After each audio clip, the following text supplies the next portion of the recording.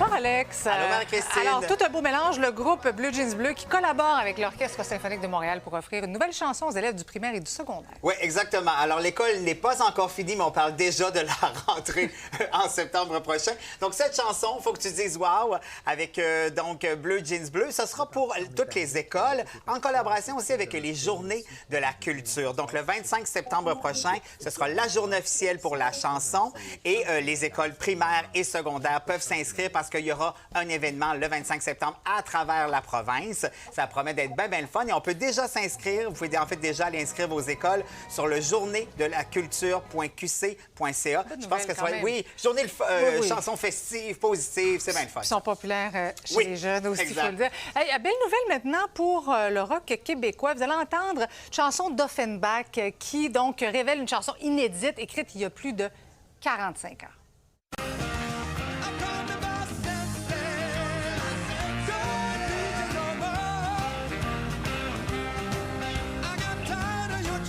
Alors, effectivement, chanson de 1979 qui s'appelle Heart of Rain, qui devait paraître sur l'album Rock Bottom et qui finalement avait été mise de côté parce que souvent ça arrive, hein? On enregistre plusieurs chansons pour un album et certaines ne paraissent pas sur l'album. Si on la retrouve aujourd'hui, en fait, c'est que le guitariste de Offenbach qui est décédé...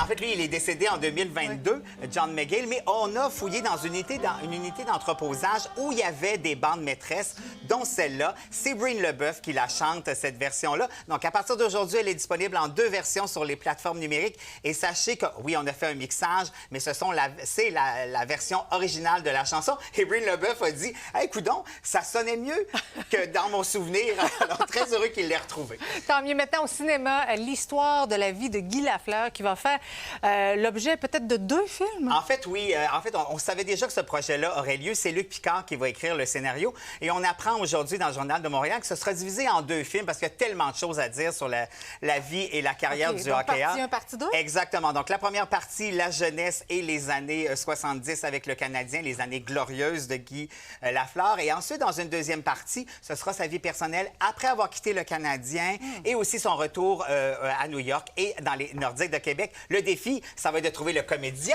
qui va jouer Guy Lafleur. Ça, c'est pas arrivé encore. Clairement. Bien, merci beaucoup, cher Alex. À demain. À demain. Restez là, bien sûr. Au retour, on va parler avec nos collègues des sports. Toujours intéressant. Ben oui.